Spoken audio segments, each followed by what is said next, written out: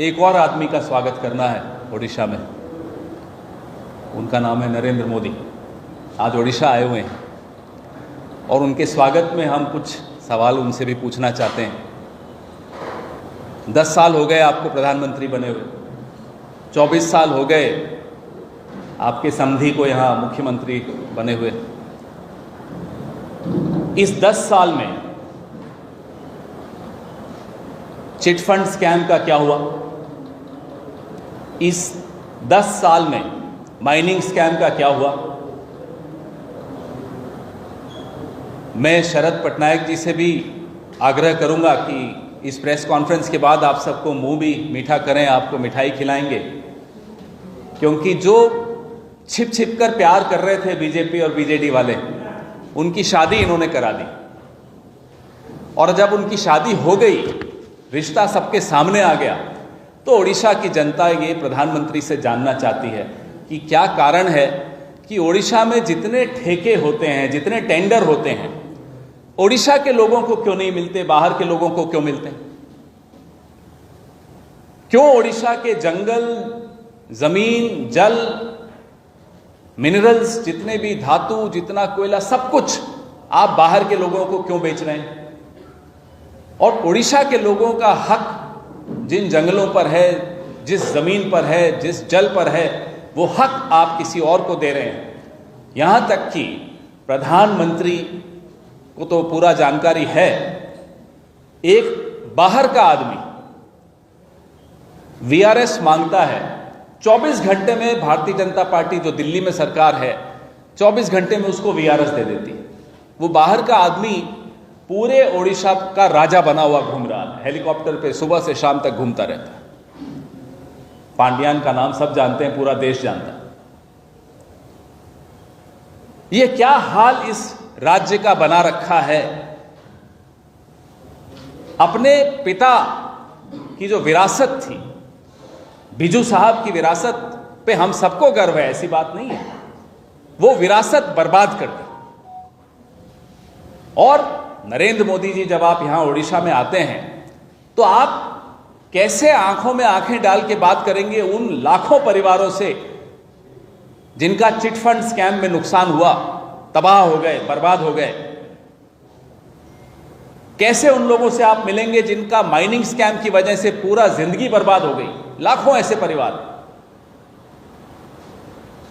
तो ये सारे सवाल का जवाब दिए बगैर प्रधानमंत्री अगर वापस दिल्ली जाएं तो क्या फायदा? आपको सवाल पूछने चाहिए। आजकल डरे हुए बहुत हैं प्रधानमंत्री जी। क्यों डरे हुए हैं बता देता हूं। उनकी सारी नजर तो हमारे तरफ होती है, कांग्रेस पार्टी क्या कर रही है। तो कांग्रेस पार्टी का सर्वे उनके हाथ में पहुंच गया और उस सर्वे में दिखाया है कि इस बार ओडिशा में कांग्रेस पार्टी का परफॉर्मेंस बहुत अच्छा होने वाला है। वो सर्वे देखा, डर गए, डर के मारे आ गए आज यहां।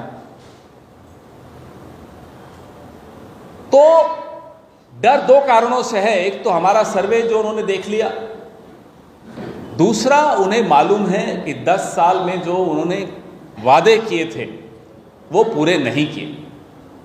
ओडिशा के लोग उनसे जवाब मांग रहे हैं, उनसे हिसाब मांग रहे हैं। 10 साल में आपने क्या किया, हमारे लिए क्या किया?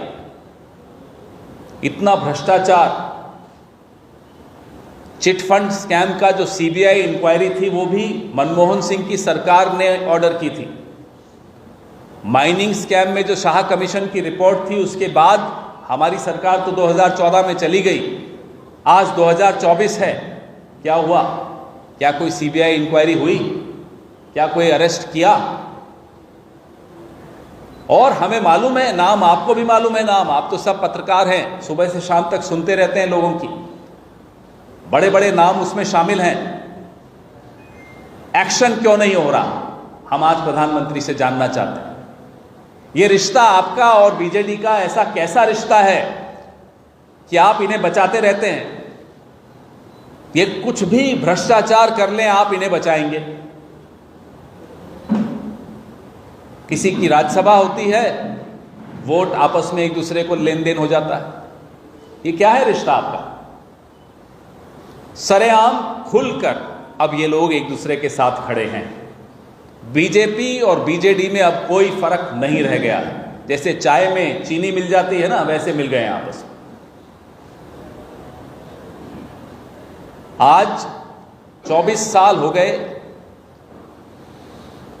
ओडिशा बदलाव के लिए तैयार है और कांग्रेस भी तैयार है जिम्मेदारी लेने के लिए।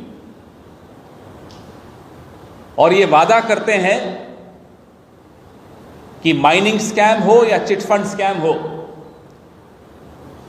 कितना भी बड़ा नाम हो, एक्शन लिया जाएगा, उनको सजा मिलेगी, किसी को बख्शा नहीं जाएगा।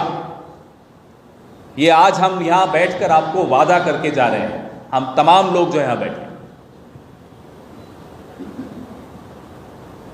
आने वाला चुनाव ओडिशा के लिए बहुत महत्वपूर्ण चुनाव है, ना केवल इसलिए कि लोगों को न्याय मिले। राहुल गांधी की भारत जोड़ो न्याय यात्रा ओडिशा से भी निकली। वो लगातार बता रहे हैं कि किस किस वर्ग के साथ, ओबीसीज के साथ, किसानों के साथ, आदिवासियों के साथ, दलितों के साथ, महिलाओं के साथ कितना अन्याय हो रहा है, नौजवानों के साथ कितना अन्याय हो रहा है।